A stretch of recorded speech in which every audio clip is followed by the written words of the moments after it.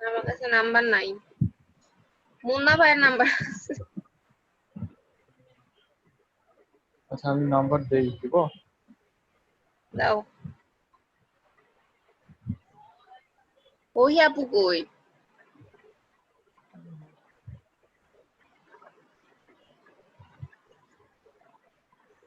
আফজল ভাই কি কথা শোনা?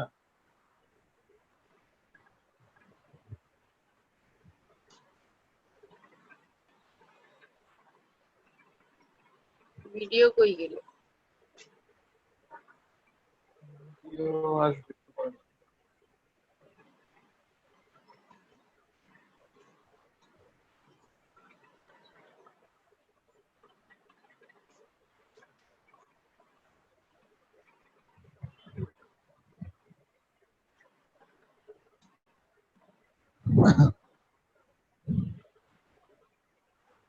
ठीक है।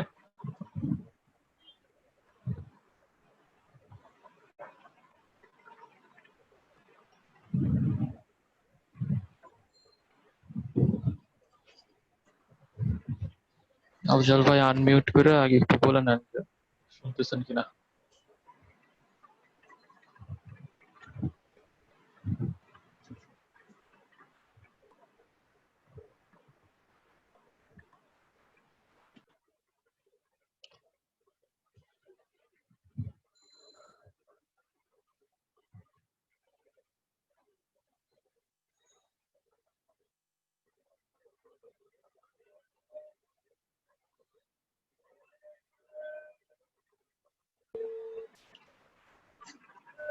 ফোনটা মনে হয় বেশি উপরে, মানে দেয়ালটা বেশি দেখা যাচ্ছে বোর্ডের থেকে। হুম, লেখা দেখা যায় কি? ছোট ছোট।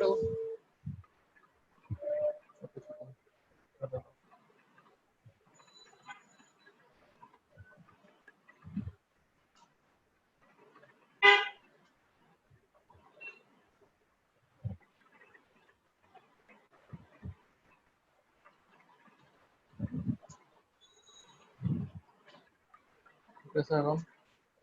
হুম, ঠিক আছে।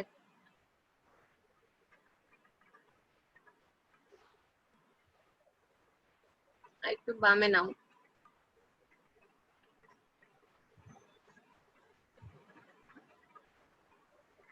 হুম, ঠিক আছে।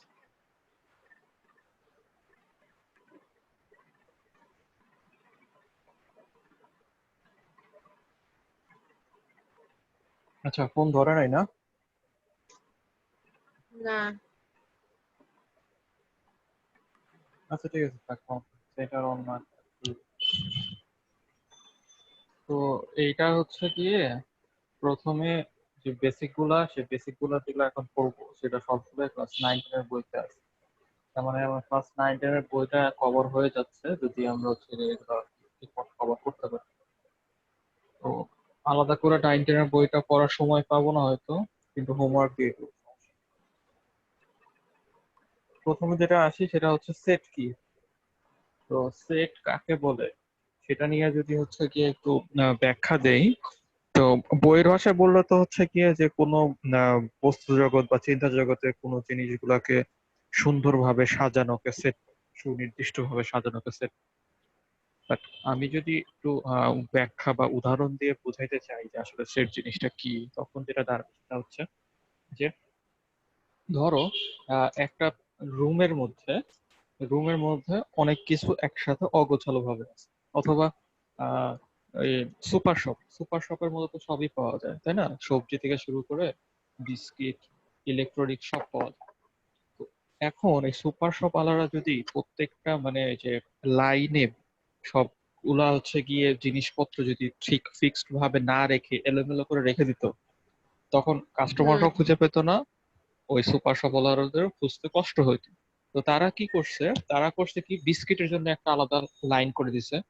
তো ওই লাইনের নাম দিছে ধরো বিস্কিট। এটা হচ্ছে কি বিস্কিটের লাইন। এখন বিস্কিটের মধ্যে তারা কি কি বিস্কিট রাখছে, ধরলাম সে এনার্জি বিস্কিট রাখছে, তারপরে ধরলাম যে আরো কি বিস্কিট হইতে পারে, ড্যানিশ বিস্কিট রাখছে, পাইনাপেল বিস্কিট রাখছে, ঠিক আছে। সো এই 3 রকমের বিস্কিট তাদের আছে। তো এই 3 রকমের বিস্কিট নিয়ে তার বিস্কিটের একটা সারি বা একটা সেট হয়ে গেল। আবার আরেকটা সারি তারা রাখছে হচ্ছে গিয়ে সব শ্যাম্পুদের জন্য। শ্যাম্পু, এখন শ্যাম্পুর মধ্যে ধরলাম ক্লিয়ার শ্যাম্পু আছে, ডাভ শ্যাম্পু আছে, তারপরে হচ্ছে কি হতে পারে হেড এন্ড শোল্ডার আছে। তো এরকম সবগুলা শ্যাম্পু নিয়ে একটা সারি আছে। তো এই যে যে সুনির্দিষ্ট ভাবে হচ্ছে গিয়ে সাজানো, সেটা শাড়ি হোক, সেটা কিসের শাড়ি হোক, শ্যাম্পুর শাড়ি হোক, বিস্কুটের শাড়ি হোক, বা সবজি যে কোনো কিছু শাড়ি হোক না কেন, সেটাকে সুন্দরভাবে সাজানোর নামই হচ্ছে সেট। আর সেটের উপাদানগুলো বলতে কি বুঝি, এই যে শ্যাম্পুর শাড়ির মধ্যে কি কি শ্যাম্পু আছে সেগুলোর নাম দিব, মানে যেসব শ্যাম্পু দিয়ে ওই শ্যাম্পুর শাড়িটা তৈরি, যেসব বিস্কিট দিয়ে ওই বিস্কিটের শাড়িটা তৈরি হয়েছে, সেগুলোই হচ্ছে ওই সেটের উপাদান। বুঝতে পারছি? ইয়েস। নর্মাল জিনিস, তাহলে সেট কি আর সেটের উপাদান কি সেটা আমরা মোটামুটি বুঝতে পারলাম, আগেও জানতাম এখন একটু বলে দিই। এখন কথা হচ্ছে, আমি এই বিস্কিটের শাড়ি থেকে আরেকটা শাড়ি বানাবো, ঠিক আছে? ধরলাম এখানে এনার্জি বিস্কিট আর হচ্ছে গিয়ে যে পাইনাপেল বিস্কিট আর মিষ্টি বিস্কিট, এরা হুম ডায়াবেটিক্স এর জন্য, ডায়াবেটিক্স এর রোগী যারা তারা খাইতে পারবে। বাট এই যে ডি দিয়ে যে বিস্কিটটা আছে সেটা ডায়াবেটিক্স রোগীদের জন্য না। তাহলে বিস্কিটের শাড়িটাকে তারা আবার দুই ভাবে ভাগ করছে। একটা রাখছে হচ্ছে গিয়ে এরকম ডায়াবেটিক্স এর জন্য, আরেকটা রাখছে হচ্ছে গিয়ে নর্মাল মানুষদের জন্য। হুম তাহলে এই যে এই শাড়িটাকে, এই শাড়িটার মধ্যে যে উপাদানগুলো আছে সেই উপাদানগুলো নিয়ে আমি কিন্তু দুইটা শাড়ি তৈরি করলাম বা দুইটা সেট তৈরি করলাম। তখন হুম এই যে দুইটা সেট তৈরি করলাম, এইগুলোকে বলবো হচ্ছে গিয়ে এই সেটের উপসেট। তো আমি যদি একটু এই সেটের নাম দেই, এই সেটের নাম দিলাম হচ্ছে গিয়ে ডি সেট, ডায়াবেটিকদের সেট। আর এই সেটের নাম দিলাম হচ্ছে এন সেট, নন ডায়াবেটিকদের সেট। তাহলে আমি বলতে পারবো যে এন সেটটা আসলে কোন সেটের উপসেট, বি সেটের উপসেট। তাহলে এই যে বি সেটের উপসেট, উপসেট চিহ্নটা দেয় যে এইভাবে। তাহলে আমি বলতে হুম পারি যে যে এন সেটটা হচ্ছে যে বি সেটের উপসেট। আবার ঠিক একইভাবে বলতে পারি কি ডি সেটটাও কি বি সেটের একটা সেট। উপসেট। ওকে, এখন কথা হচ্ছে উপসেট আবার দুই প্রকার হয়। একটা হচ্ছে প্রকৃত উপসেট, আর একটা হচ্ছে অপ্রকৃত উপসেট। সো এটা নিয়ে ডিটেলস আলোচনা করব। উপসেটের একটা কনসেপ্ট আছে, জাস্ট আপাতত এতটুকু মনে রাখি যে সেট থেকে যখন আরো সেট তৈরি করা হয় তখন সেটাকে বলি উপসেট। আর উপসেটের চিহ্নটা তো মনেই আছে। তো এরকম আরেকটা চিহ্ন আছে, সেটা একটু দেখাই। Belongs to. ওয়েলকাম তারিক ভাই। হ্যাঁ, কি অবস্থা? এই তো ভাই। অনেকদিন পরে। আসসালামু আলাইকুম ভাই। ওয়ালাইকুম আসসালাম। সব ব্রিলিয়ান মানুষরা চলে আসলো, যাদের ক্লাসের দরকার তারা আসতেছে।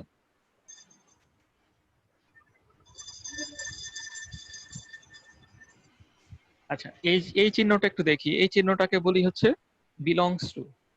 এখন বিলংস টু বাংলা করলে যেটা দাঁড়ায় হচ্ছে গিয়ে কার মানে মধ্যে পড়ে বা কার থেকে আসছে জিনিসটা। তার মানে আমি যদি এই যে এখানে ই লিখছি তাই না, ই দিয়ে আমি হুম কি বোঝাচ্ছি এখানে এনার্জি বিস্কিট, ঠিক আছে? এখন এনার্জি বিস্কিটটা হচ্ছে একটা উপাদান, একটা সেটের উপাদান, ঠিক আছে? হুম এখন এই এনার্জি বিস্কিটটা কোন সেটের উপাদান? বি সেটের উপাদান। তার মানে ই বা এনার্জি বিস্কিটটা কার মধ্যে বিলং করে? বি এর এর মধ্যে মধ্যে। বিলং করে। তার জন্য এভাবে লেখা হয়, যে কোনো কিছুর উপাদান লিখে যদি আমি লিখি যে ই বিলংস টু বি, মানে ই হচ্ছে বি সেটের উপাদান। ঠিক একইভাবে লেখা যায় কি ডি, ডি কোন সেটের উপাদান? বি সেটের। তাহলে ডি বিলংস টু বি। ওকে, তো এই চিহ্নগুলো আমরা মোটামুটি সবাই জানি। জাস্ট হচ্ছে আরেকবার একটু রিমাইন্ডার দিয়ে দিলাম। আরেকটা একটু রিমাইন্ডার দিয়ে দেই, সেটা হচ্ছে এটা, এই যে কোলনের মতো। এটা যখন আমরা ওই তালিকা পদ্ধতিতে হচ্ছে গিয়ে, তালিকা পদ্ধতি না, আহ গঠনিক পদ্ধতিতে সেট লিখি তখন হচ্ছে গিয়ে কোলন চিহ্নটা ব্যবহার করা হয়। এই কোলন চিহ্নটা হচ্ছে গিয়ে এইভাবে লেখে যে x such that x greater than 5, এভাবে এভাবে দিয়ে দেয়। তো এখন এটার এটার মানেটা কি? এই যে এই জিনিসটার মানে হচ্ছে সাচ দ্যাট। হুম মানে কি বাংলা করলে কি দাঁড়ায়? বাংলা করলে দাঁড়ায় হচ্ছে গিয়ে এটা চিন্তা করে নাও। কি চিন্তা করে নিব? এক্সটাকে চিন্তা করে নিব। কিভাবে চিন্তা করে নিব? এক্স হচ্ছে 5-এর থেকে বড়। তার মানে সেটটা আসলে কি দাঁড়াচ্ছে? সেটটা দাঁড়াচ্ছে হচ্ছে গিয়ে 6, 7, 8 এভাবে করে একটা সেট চলতে থাকে। মানে কি, এই সেটের উপাদানগুলা কার কার থেকে বড়? 5-এর থেকে বড়। করো।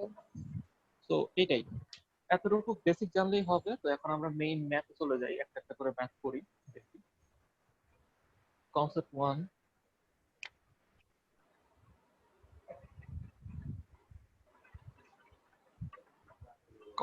কনসেপ্ট 1টা হচ্ছে গিয়ে নরমাল সাধারণ আলোচনা, মানে কিছু কোয়েশ্চেন আসছে সেগুলো একটু দেখি। সাধারণ আলোচনা এতক্ষণ যেগুলা করলাম আর কি,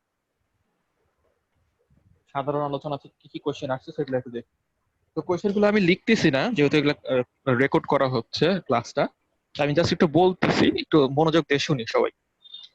প্রথম একটা কোয়েশ্চেন আসছে যে সর্বপ্রথম সেট সম্বন্ধে বিস্তারিত ধারণা দেন কে? জানি এটা? না। সর্বপ্রথম সেট সম্পর্কে বিস্তারিত ধারণা দেন, একটু লিখে রাখি, জর্জ ক্যান্টর। And George Kent.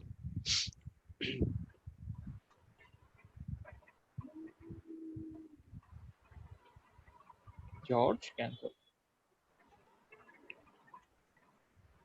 যদিও পরবর্তীতে আর কি সমসাময়িক অনেক আর কি বিজ্ঞানী এটা নিয়ে আলোচনা করছে, বাট জর্জ ক্যান্টরকে আর কি সর্বপ্রথম ধরা হয়। আর জর্জ ক্যান্টর ছিল হচ্ছে কি জার্মান জার্মান বিজ্ঞানী, ন্যাশনালিটি ছিল জার্মান।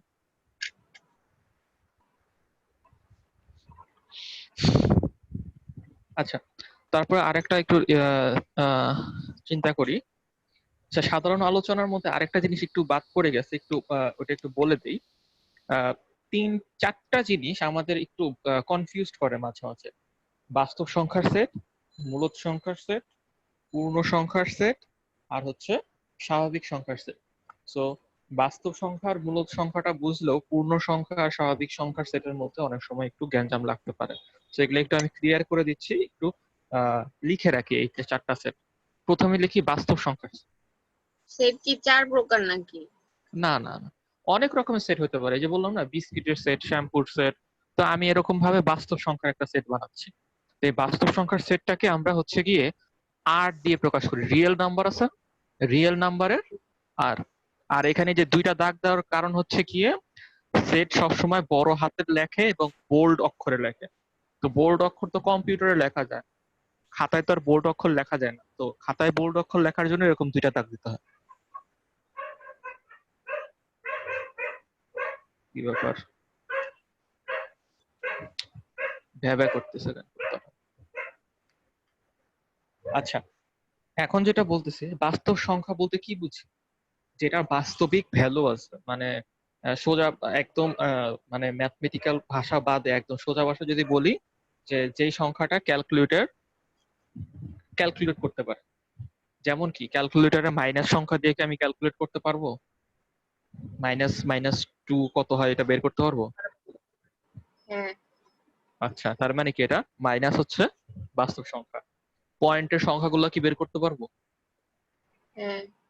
তার মানে পয়েন্টের সংখ্যা বাস্তব সংখ্যা। আবার কি পজিটিভ সংখ্যা, যেটা পজিটিভ সংখ্যা তো বের করতে পারবোই। আবার হুম। রুট রুট বের করতে পারবো, স্কোয়ার বের করতে পারবো, কিউব বের করতে পারবো, তাই না? তার মানে জিনিসটা যেটা দেখা যাচ্ছে যে এই পাশে -ইনফিনিটি থেকে শুরু করে শূন্য সহ এই পাশে +ইনফিনিটি পর্যন্ত যা কিছু আছে সবকিছু হচ্ছে কি বাস্তব সংখ্যা। ঠিক আছে? হুম। ওকে, এইবার আসি মূলদ সংখ্যা।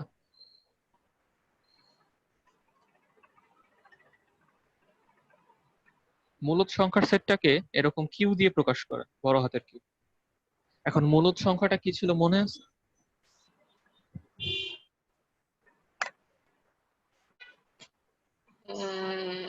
মূলদ সংখ্যাটা হচ্ছে সেই সকল ভগ্নাংশ সংখ্যা বা সেই সকল পয়েন্ট সংখ্যা, যে পয়েন্ট সংখ্যাকে ভগ্নাংশ আকারে লেখা যায়।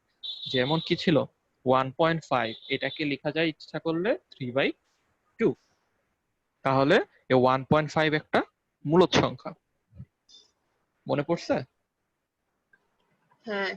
মানে যে সকল এরকম পয়েন্টের সংখ্যাগুলোকে ভগ্নাংশ আকারে লেখা যায় সেগুলোকে অ্যাকচুয়ালি আমরা বলি মূলদ সংখ্যা।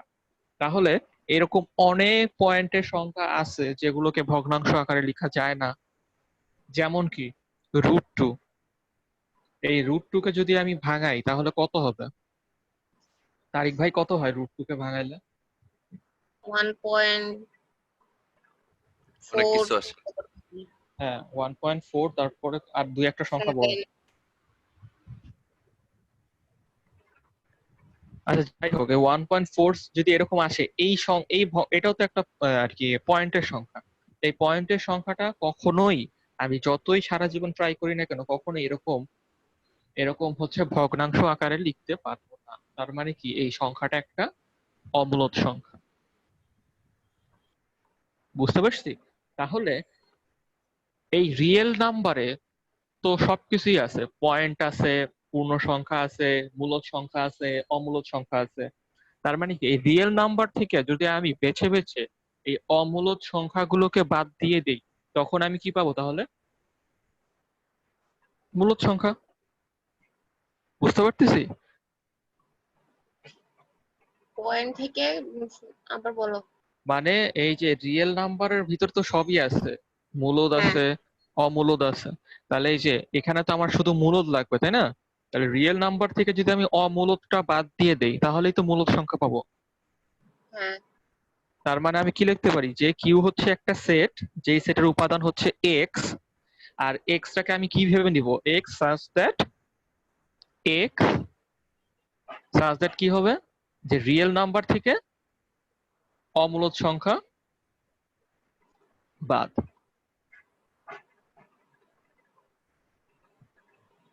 বা এভাবে এভাবে না লিখে এভাবে লিখে দিই, সাজ দ্যাট দেওয়ার দরকার নাই, এটা এভাবে লিখে দিই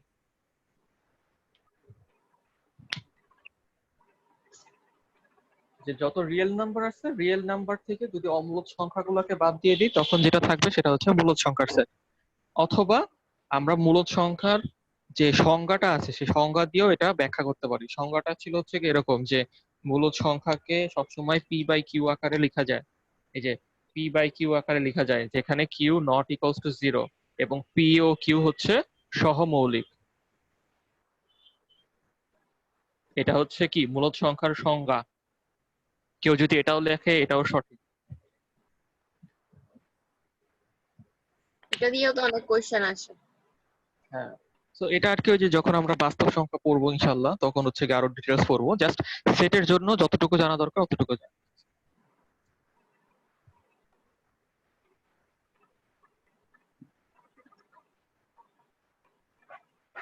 আচ্ছা, এবার আমরা যেটা দেখবো সেটা হচ্ছে কি পূর্ণ সংখ্যার সেট।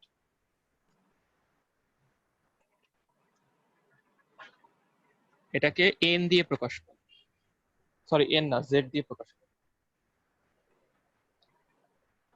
এখন পূর্ণ সংখ্যার সেট বলতে কি বুঝতেছি? বুঝাই যাচ্ছে পূর্ণ সংখ্যা মানে কোনো ভগ্নাংশ থাকবে না। মানে কি, যে এরকম -∞ শুরু করে -2, -1, 0, +1, +2 এভাবে করতে করতে +∞ পর্যন্ত যা কিছু পূর্ণ সংখ্যা আছে সব নিতে। এটা নিয়ে কোনো ঝামেলা লাগার কথা না। যত পূর্ণ সংখ্যা আছে মানে কোনো পয়েন্টের সংখ্যা এখানে থাকবে। এবার লাস্ট ওয়ান, সেটা হচ্ছে স্বাভাবিক সংখ্যা। দশমিকও থাকবে না? না, এটা নামই দিছে পূর্ণ সংখ্যা, জাস্ট পূর্ণ সংখ্যাগুলো থাকবে। হুম। স্বাভাবিক সংখ্যার সেটটা নিয়ে মাঝে মাঝে অনেক ঝামেলা লাগে। সেটা হচ্ছে এখানে তো আহ, সবগুলাই সংখ্যা নিয়ে পড়লাম, তাহলে এখানে অ্যাবনর্মাল সংখ্যাগুলো আবার কোনগুলা, কোনটা স্বাভাবিক আবার কোনটা অ্যাবনর্মাল। স্বাভাবিক সংখ্যার সেটগুলো হচ্ছে 1 থেকে শুরু করে পজিটিভ ইনফিনিটি পর্যন্ত যা কিছু আছে সবই হচ্ছে স্বাভাবিক সংখ্যা। মানে স্বাভাবিক সংখ্যার মধ্যে কোনো মাইনাস থাকবে না? ঋণাত্মক সংখ্যা থাকবে না, শূন্যও থাকবে না। ঠিক আছে? ঋণাত্মক সংখ্যা থাকবে না, শূন্য থাকবে না, তখন হচ্ছে কি যা পাবো সবই হচ্ছে স্বাভাবিক সংখ্যা। কিরকম দেখি, 1, 2, 3, 4 এভাবে করতে করতে একদম শেষ পর্যন্ত। এবং এখানে আরেকটা ইন্টারেস্টিং ব্যাপার আছে। ইন্টারেস্টিং ব্যাপারটা হচ্ছে এই যে 1 আর 2 এর মধ্যে কি আছে, 1.5 আছে তাই না, মানে ভগ্নাংশ আছে তাই না। এই ভগ্নাংশটাও কিন্তু এই স্বাভাবিক সংখ্যার মধ্যে নাই। স্বাভাবিক সংখ্যা শুধু পূর্ণ সংখ্যা বোঝাবে, এবং কোন পূর্ণ সংখ্যা বোঝাবে? শুধুমাত্র ধনাত্মক পূর্ণ সংখ্যা বোঝাবে। তার মানে স্বাভাবিক সংখ্যাটাকে আমরা ইচ্ছা করলে লিখতে পারি কি ধনাত্মক পূর্ণ সংখ্যা। হুম তো এইখান থেকে একটা ইন্টারেস্টিং সম্পর্কই করা যায়। যেমন রিয়েল নাম্বার থেকে কিছু পরিমাণ সংখ্যা নিয়ে আমরা মূলদ সংখ্যা বানাইছি, তাই না? রিয়েল নাম্বারে যা কিছু আছে সবকিছু কিন্তু নেই, অমূলদ সংখ্যাটা বাদ দিলে মূলদ সংখ্যাটা পাচ্ছি। ওই যে ওই প্রথম উদাহরণটার মতো। ভিডিও কি হয়ে গেছে নাকি স্টাক হয়ে গেছে? হ্যাঁ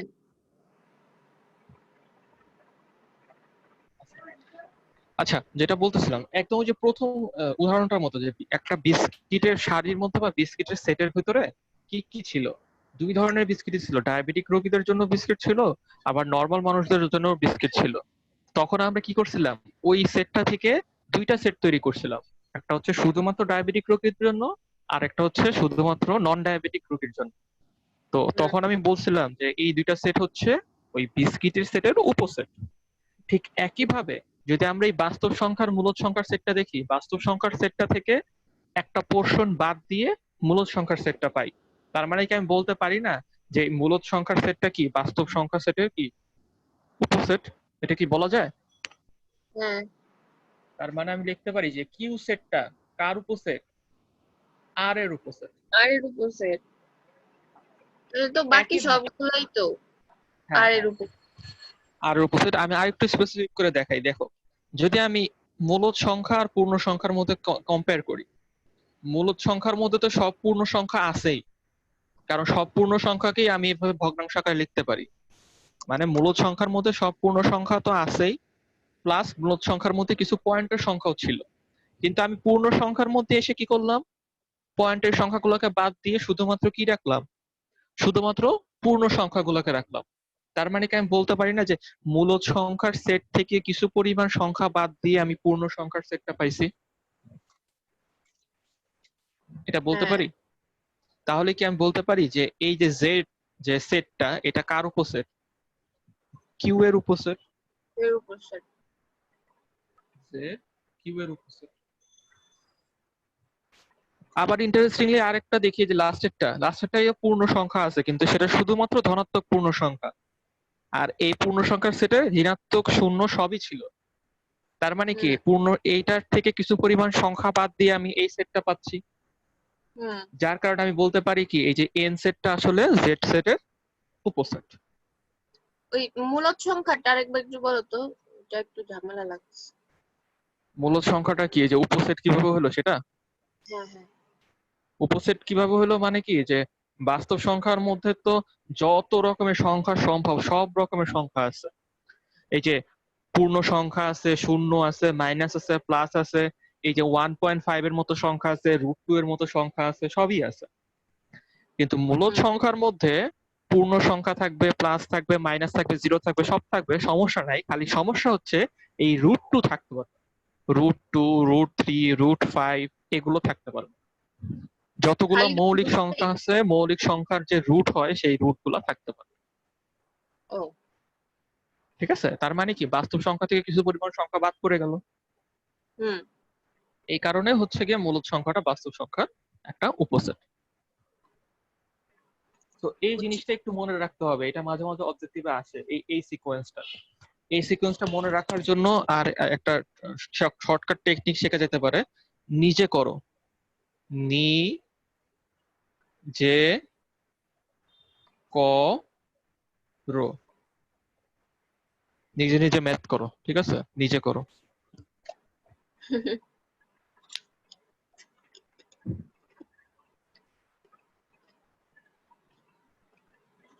তো আমাদের কনসেপ্ট 1 এখানে শেষ, আমরা কনসেপ্ট 2 তে চলে যাবো।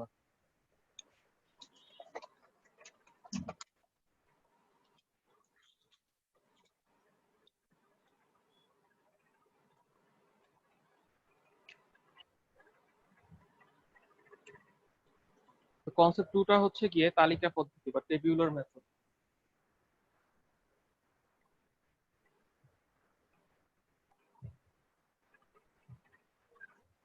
তো সেটকে দুই ভাবে প্রকাশ করা যায়, আমরা আগেই বলছি সেটকে দুই ভাবে প্রকাশ করা যায়। কিভাবে? নরমালি সেকেন্ড ব্র্যাকেট দিয়ে ভেতরে উপাদান সংখ্যাগুলোকে লিখে দিলে একটা সেট হয়ে গেল, তাই না? এই যে সেকেন্ড ব্র্যাকেট দিয়ে ভেতরে যা যা আছে সবার নাম লিখে দিলাম। তো এই হুম পদ্ধতিটাকে বলি আমরা তালিকা পদ্ধতি, মানে লিস্ট করে করে সবার নাম লিখে দিয়ে সামনে আর শেষে একটা সেকেন্ড ব্র্যাকেট আটকে দিলাম, এটাকে বলি তালিকা পদ্ধতি। এখন সেট আবার আরেক রকম হইতে পারে, একটা সসীম সেট আর একটা অসীম সেট। একটু ভালো করে মনে রাখি, সসীম সেট মানে কি, কি মনে হয় সসীম সেট মানে কি? নির্দিষ্ট। খাচ্ছ নাকি কিছু?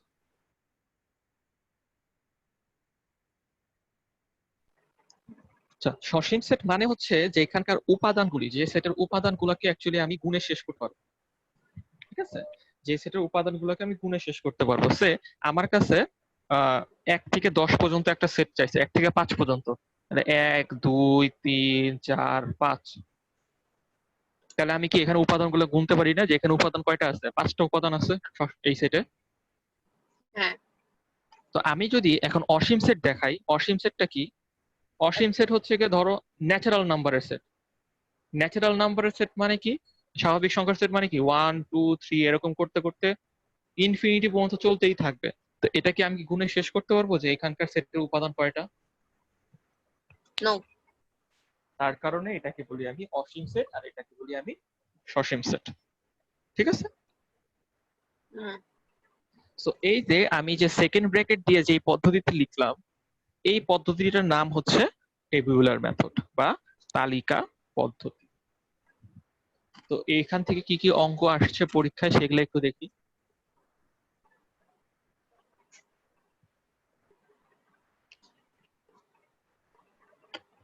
বলছে কি 30-এর মৌলিক উৎপাদক সমূহের সেট লেখো। 30-এর মৌলিক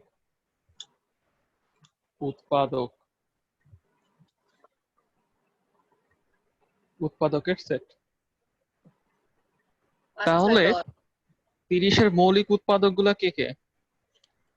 30-এর উৎপাদক গুলা কে কে সেটাই বের করি।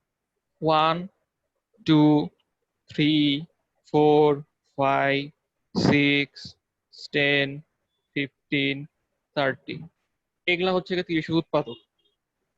তো এখন এই 4। 30-এর চার, ও আচ্ছা 4 হয় না, সরি সরি। তো এগুলো হচ্ছে 30-এর উৎপাদক। এখন এই 30-এর উৎপাদকের মধ্যে আমাকে কি চাইছে? মৌলিক উৎপাদক গুলা। তাহলে মৌলিক উৎপাদক গুলা কি এক কি মৌলিক সংখ্যা? নো। এক 2 মৌলিক সংখ্যা 3 না, তার মানে কি 2 3 5 5। আর কি আর কেউ আছে? আর আর কেউ কেউ নাই। নাই, তার মানে এটাই অ্যান্সার 2 3 আর 5। ওকে। হুম মুইছো না, তুলে রাখ, নিচে লেখো। তো এবার সেকেন্ড ম্যাথটা দেখি কি বলছে। বলছে একটা সেট আছে এ,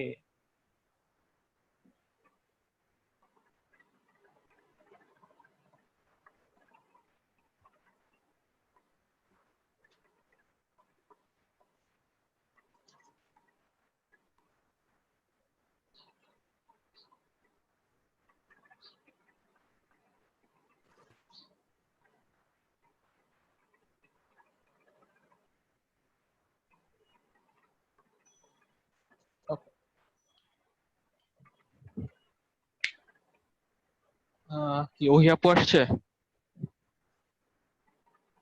হ্যাঁ, ঘুমাই গেছিলাম আমি একটু। হ্যাঁ বুঝতে পারছি, সকালে কি ফজরের সময় উঠা কাজের সময় ঘুমিয়ে গেছে না?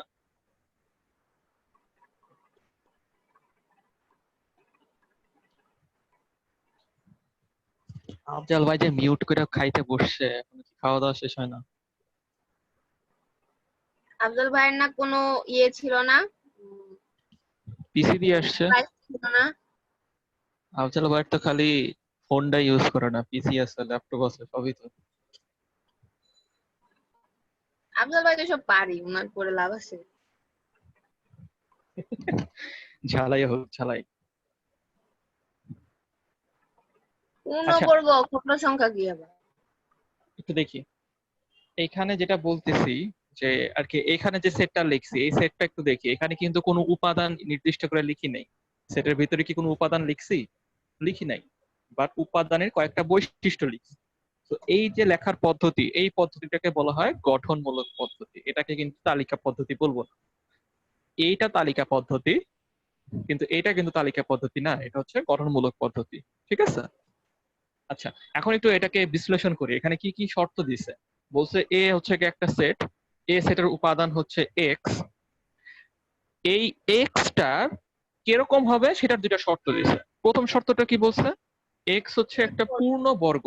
এখন পূর্ণবর্গ সংখ্যা কোনগুলো? ওই যে 4, 16। 4, 16, মানে যেগুলোকে রুট করলে একটা পূর্ণ সংখ্যা পাওয়া যাবে। যেমন 4 কে রুট করলে 2 পাওয়া যায়, 16 কে রুট করলে 4 পাওয়া যায়, এরকম। ওকে, ফাইন। এবার বলছে পূর্ণবর্গ অখণ্ড সংখ্যা। এখন অখণ্ড মানে কি? মানে পয়েন্ট না, মানে ভাঙা না, ঠিক মানে পয়েন্ট আসবে না, পূর্ণ সংখ্যা actually। পূর্ণবর্গ পূর্ণ সংখ্যা। এখন 4 পূর্ণ সংখ্যা, 16 পূর্ণ সংখ্যা, 25 পূর্ণ সংখ্যা, মানে এরকম। এখন প্রথম শর্তটা তো আমি বুঝতে পারলাম। তো এরকম করে কত পর্যন্ত যাব? হাজার হাজার এরকম সংখ্যা আছে। 4 আছে, 16 আছে, 25 আছে, 36 আছে, 64 আছে। কত পর্যন্ত যাবো? এই যে এখানে পরের সংখ্যাটা, পরের এটা বলে দিছে, 2 এর থেকে বড় হইতে হবে 64 থেকে সমান বা সমান অথবা ছোট। তার মানে কি? তাহলে 4, 4-এর পরে আসে 16, 16-র পরে 25, 25-এর পরে 36, 36-এর পরে 64, তাই তো? 64 কি নিব না নিব না? নিব। নিব, কারণ সমান। এখানে একটা সমান চিহ্ন আছে। তাহলে এটাই আমার অ্যান্সার।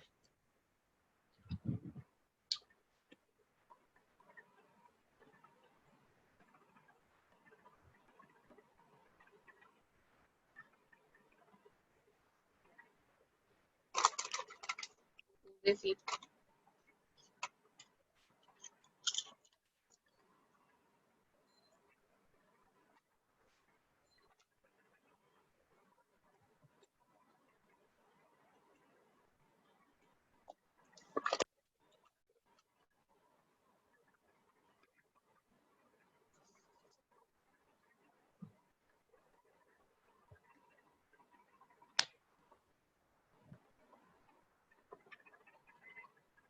আচ্ছা, হ্যালো, হ্যাঁ, একটু এই কোশ্চেনটা একটু দেখি। এই কোশ্চেনটা বলছে কি, এই আগের মতোই। এটা এই কোশ্চেনটা আসলে হচ্ছে 32তম বিসিএস। ঠিক আছে? তো 32তম বিসিএস এর অঙ্কটা কি বলছে যে এ হচ্ছে কি একটা সেট, এই সেটের উপাদান হচ্ছে এক্স। এক্স কার কার মধ্যে বিলং করে? কি বলছে? এর উত্তর কি 3 হবে? 3। আচ্ছা, কত, হ্যাঁ, কত হবে সেটা একটু পরে দেখি। 3 হবে, হ্যাঁ, কিন্তু একটু দেখি এক্স কার মধ্যে বিলং করে। এক্স স্বাভাবিক সংখ্যার মধ্যে বিলং করে। স্বাভাবিক সংখ্যার মধ্যে বিলং করে, মানে কি এখানে 1 থেকে শুরু করে পজিটিভ যে কোনো কিছু হইতে পারে, নেগেটিভ কিছু হবে না, শূন্যও হবে না। ঠিক আছে? তো প্রথম শর্তটা বুঝে গেলাম। এবার পরের শর্তটা কি বলছে? এক্স স্কোয়ার গ্রেটার দেন 8, মানে কি? এক্স স্কয়ার 8 এর বড় হবে। বা এক্স গ্রেটার দেন কত? সরি ও, সরি সরি, হ্যাঁ, এখন 8 কে যদি আমি এরকম রুট করি, তখন তো আমি অ্যাকচুয়ালি কোনো পূর্ণবর্গ সংখ্যা পাবো না, তাই না? তা আমি এখানে একটু ট্রিক খাটাই।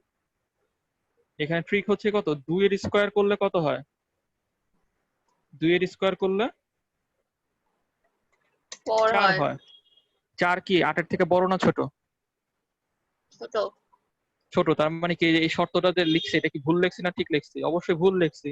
যে 4 বড় 8 এর থেকে এইভাবে লিখছি, তার মানে কি এক্স এর মান 2 হবে না। যদি 3 নেই, 3 নিলে দেখি 9 আসে। তার মানে কি এই শর্তটা কিন্তু ঠিক আছে, 8 এর ঠিক থেকে আছে। 9 বড়। তার মানে কি প্রথম শর্তটা আমি বুঝে গেলাম যে এক্স এর মান অবশ্যই কত হইতে হবে? সর্বনিম্ন, সর্বনিম্ন এক্স এর মান 3 9 হইতে হইতো। হবে। 3, 3 হইতে হবে, 9 না। 3 কে স্কোয়ার করলে পরে 9 পাবো। মানে 3 থেকে শুরু করে সেটা 4 হইতে পারে, 5 হইতে পারে, 6 হইতে পারে, চলতে থাকবে এরকম। তার মানে এক্স এর মান 3 এর থেকে বড়, প্রথমটা যেটা বলতেছে। এবার পরের শর্তটা দেখি, পরের শর্তটা কি বলছে? পরের শর্ত বলছে এক্স কিউবের মান 30 এর থেকে ছোট হইতে হবে। তাহলে এক্স কিউবের মান, এখন 4 এর কিউব যদি নেই আমি, তখন আসে কত? 64। হুম। এখন 64 কি 30 এর থেকে ছোট? এটা কি সত্য? এটা সত্য না। তাহলে আমি 3 এর কিউব নেই, 3 এর কিউব নিলে কত হয়? 27। 27 কি 30-এর থেকে ছোট? হ্যাঁ ছোট। তার মানে কি এই শর্তটার ক্ষেত্রে এক্স এর মান সর্বনিম্ন কত হইতে হবে? 3। 3 3-এর থেকে যত ছোটর দিকে যেতে পারে, 3 হইতে পারে, 2 হইতে পারে, 1 হইতে পারে, 0 হইতে পারবে? নো। কারণ এখানে বলেই দিছে আগে ন্যাচারাল নাম্বার এটা। তার মানে কি যে এই শর্তটার জন্য এক্স এর মান কি কি হইতে পারে? 3, 2, 1। ওকে। আর এই শর্তটার জন্য এক্স এর মান কি কি হইতে পারে?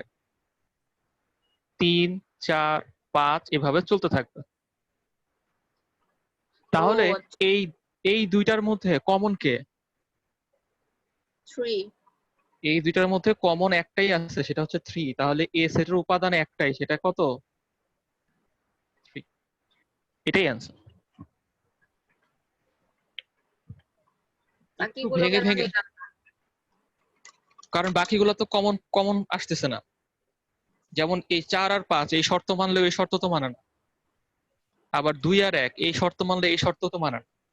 তো আমাকে এমন সংখ্যাগুলো নিতে হবে যেটা দুইটা শর্ত, যতগুলো শর্ত সেটার মধ্যে দেওয়া থাকবে সবগুলো যাতে মানে। ক্লাস শেষ হয়ে যাবে এখন। হ্যাঁ, নতুন লিংক দেবো, মানে নতুন লিংক কি, ওই আগের লিংকই ঢুকবা। স্টার্ট করে দিচ্ছি।